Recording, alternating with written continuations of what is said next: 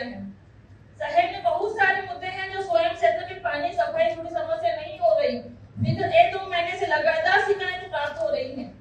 मैं भाषक सदस्य से जानकारी चाहना चाहता हूँ कि मेरे वार्ड में सफाई के कुल कितने ठेके हैं? अभी सारे नए ठेकेदार बने हैं।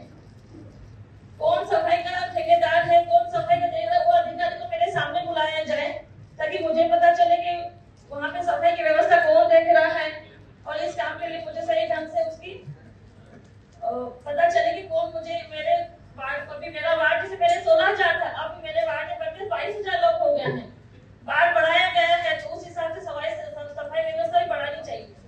तो वो अधिकारी को मेरे सामने लाया जाए और मुझे बताया जाए कि कितने ठेके हैं और कौन सफाई व्यवस्था देख रहा है। कृपया सभापति जी मेरा ये बात आप सुने और जो सफाई ठेकेदार है उसके मेरे सामने लाया जाए ताकि मैं उनको बता सकूं कि मेरे वार्ड में जो सफाई पहले अच्छे से हो रही थी, 1-2 महीने से सफाई में ध्यान नहीं दिया जा रहा है।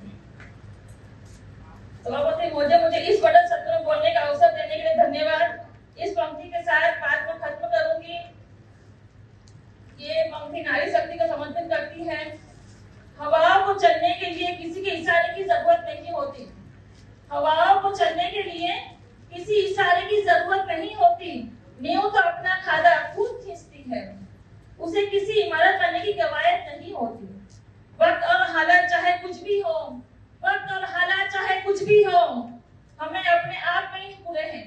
हम किसी तिनके के सहारे की जरूरत नहीं है।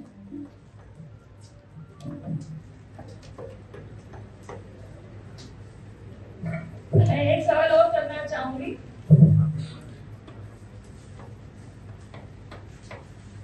जैसे बजट में मैंने पढ़ा है यहाँ पे आपने लिखा भैंसटान स्थित रिक्त भूमि के 70% हिस्से में खेल मैदान है ना, तो ये इसका कोई डीआरपी बना गया है? बांध कैसे जारी होगा और इसमें रायपुर शहर प्रदूषण मुक्त होगा कि नहीं होगा और ये कब तक चलेगा? इसका मुझे डिटेल चाहिए पूरा।